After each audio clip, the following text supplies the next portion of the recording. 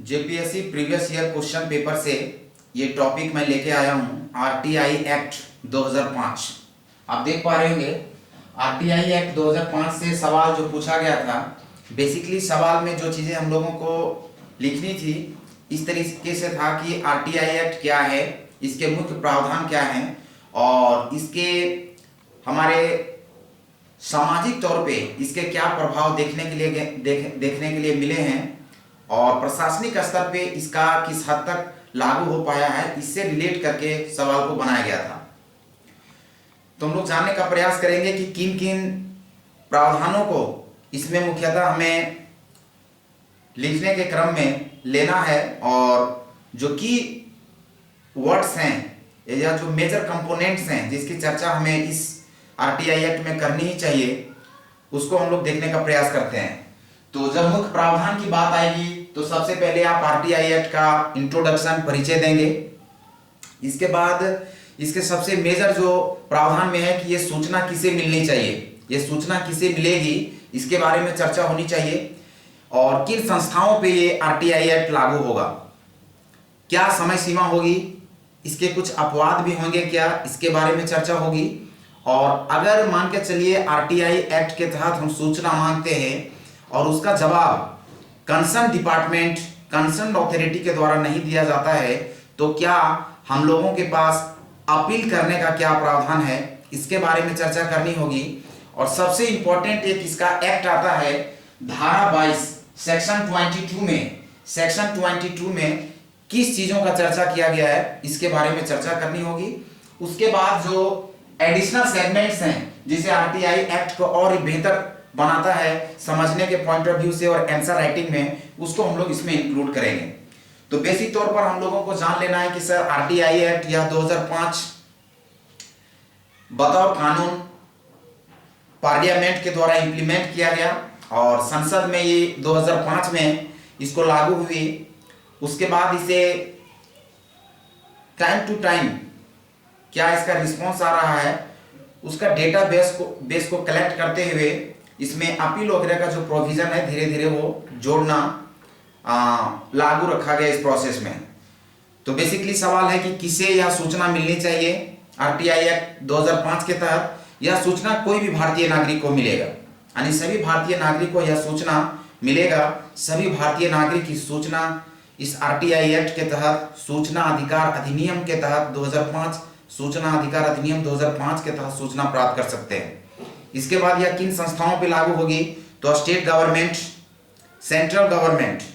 सार्वजनिक प्राधिकरण जितना है और कोई भी सरकारी सहायता प्राप्त एनजीओ जो नॉन गवर्नमेंट और गवर्नमेंटल ऑर्गेनाइजेशन है बट उनको सरकारी सहायता प्राप्त हो रही है, गवर्नमेंट फंडिंग प्राप्त हो रही है, तो वैसे भी संस्थाएं आरटीआई एक्ट के तहत आएंगे। समय सीमा बेसिकली इसकी समय सीमा 30 दिनों की होती है सामान्यतः, लेकिन कुछ एक्सेप्शन केस जैसे मान के चलिए जो आरटीआई एक्ट के तहत हम कह सकते हैं कि जो हमारा आर्टिकल 21 के तहत जो जीवन और स्वतंत्रता से जुड़ी सूचनाएं हैं उसको 48 घंटों के अंदर कंसर्न डिपार्टमेंट को इस एक्ट के तहत देना होता है। 48 घंटे के अंदर जीवन मरण से संबंधित मान के चलिए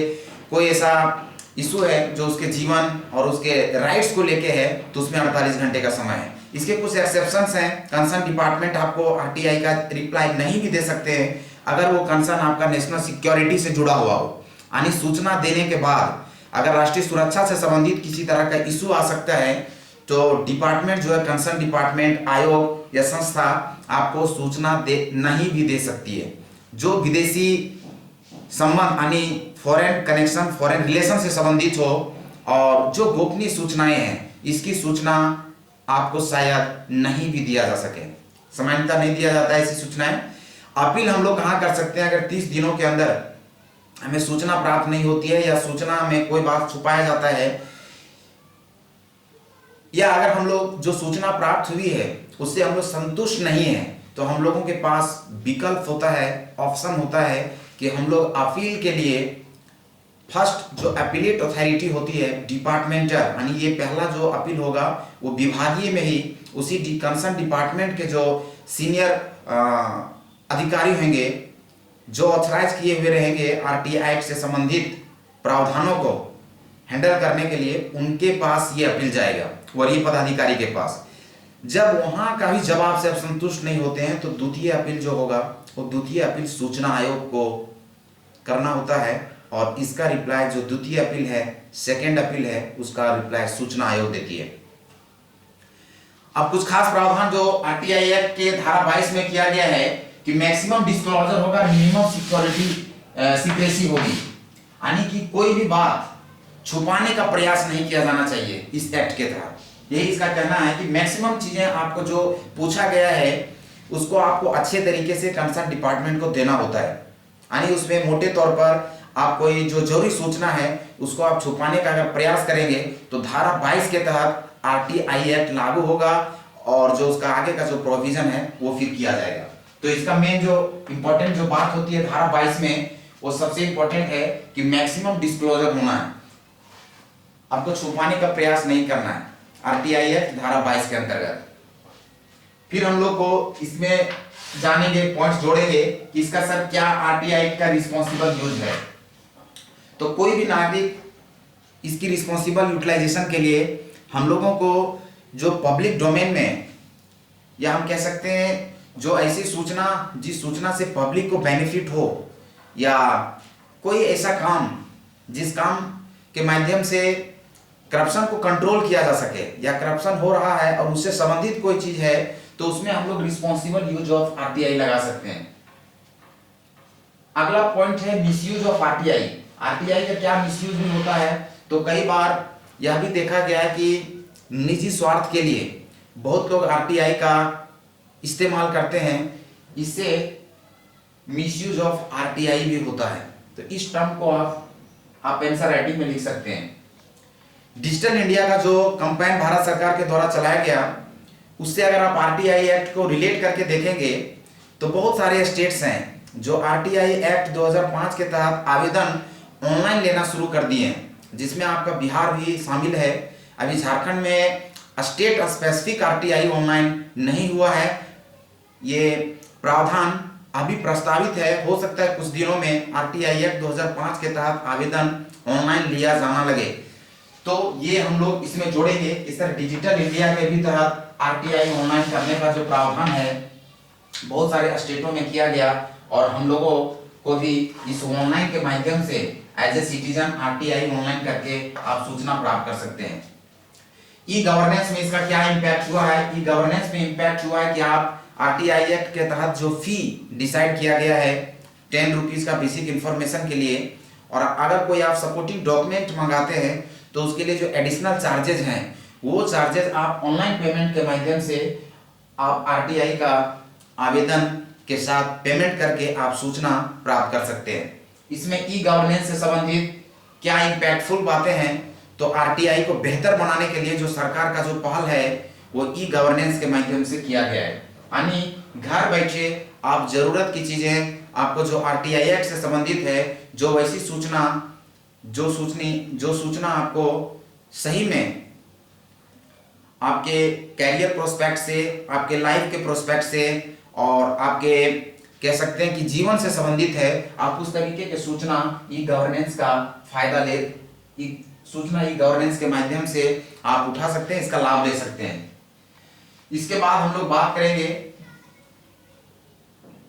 सस्टेनेबल डेवलपमेंट गोल्स के साथ इसका क्या लिंकेज है, यानी आरटीआई एक्ट 2005 का अगर सस्टेनेबल डेवलपमेंट गोल्स के साथ लिंकेज करना चाहें तो कौन सा सस्टेनेबल डेवलपमेंट गोल्स इससे डायरेक्टली रिलेटेड है, तो उसका जवाब होगा सर एसडीजी 16। आपको ध्यान होगा हमने 17 सस्टेनेबल डेवलपमेंट गोल बताया था, जिसमें से 17 में हमने बताया था कि पूरा 16 जो सस्टेनेबल डेवलपमेंट गोल है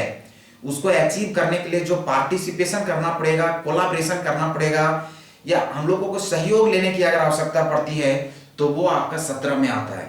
कोलैबोरेशन, पार्टिसिपेशन, या हम कह सकते हैं कि एकजुट होकर जो एफर्ट लगाएंगे वो 17 में आएगा। 16 में था पीस, जस्टिस, ह्यूमन राइट से संबंधित एवं जो गवर्नेंस बॉडीज होंगे, संस्थाएं होंगी, वो स्ट्रॉन्ग इंस्टीट्यूशन होनी चाहिए। इससे संबंधित एसडीजी 16 में हमने चर्चा किया था। तो आप देख सकते हैं कि आरटीआई एक्ट में ह्यूमन राइट का बात आया, आपके जीवन से संबंधित, यानी कह सकते हैं कि लाइफ की जो मूलभूत स्वतंत्रता की जो बात है, जीवन की स्वतंत्रता से संबंधित जो बात है उसकी बात आई, तो आप एसडीजी 16 से इसको कनेक्ट कर सकते हैं। इससे आपका आंसर काफी बूस्ट कर जाता है और आप अच्छा स्कोर कर पाएंगे। मोटे तौर पर जब कंक्लूजन में हम लोग आएंगे तो इसका क्या इम्पैक्ट सर सोसाइटी पे पड़ रहा है, गवर्नेंस पे क्या इम्पैक्ट पड़ रहा है, इसके बारे में भी चर्चा करना नहीं भूलें। यानी ये ट्रांसपेरेंसी को लाएगा। आरटीआई एक्ट का जो मुख्य पर्पस है, मेन जो पर्पस है, मुख्य उद्देश्य है, वो सर ट्रांसपेरेंसी बढ़ेगा, डिपार्टमेंट अच्छे से काम कर पाएंगे, अकाउंटेबिलिटी बढ़ जाएगा, यानी कि जो काम जिस कंसर्न अथॉरिटी का है वो काम बेहतर तरीके से कर पाएंगे, अकाउंटेबिलिटी इसमें बढ़ा। पार्टिसिपेशन की बात होगी, यानी पब्लिक भी पार्टिसिपेट कर रही है आरटीआई एक्ट के तहत सवाल पूछ के और जवाब देके, पार्टिसिपेशन इन्वॉल्व हो रहा है कंसर्न अथॉरिटी का। एंटी करप्शन पॉलिसी है, ये कह सकते हैं कि आरटीआई एक्ट करप्शन को समाप्त करने के लिए, करप्शन ना हो इसके लिए ये एंटी करप्शन पॉलिसी पे बेस्ड आरटीआई एक्ट है। तो इसको हम लोग कंक्लूजन में जोड़ सकते हैं। तो आई होप आपको ये वीडियो कंसोलिडेटेड वे में समझ में आया होगा। और मेंस एग्जामिनेशन में इस तरीके का सवाल अक्सर पूछा जाता है और इसकी पूरी पॉसिबिलिटी है कि जो अपकमिंग एग्जामिनेशन है, forest range officer, assistant conservator of forest, ACF examination एवं प्रशासनिक जेपीएससी की जो परीक्षा है, कमीशन बेस्ड एग्जामिनेशन जो है, वो अक्सर इस तरीके का सवाल को प्रायोरिटी देते हैं। और ये टॉपिक आपका आरटीआई एक्ट 2005 करंट अफेयर से भी लिंकेज होता है और ये टॉपिक है आपका पॉलिटी का। तो बहुत बहुत धन्यवाद, थैंक यू।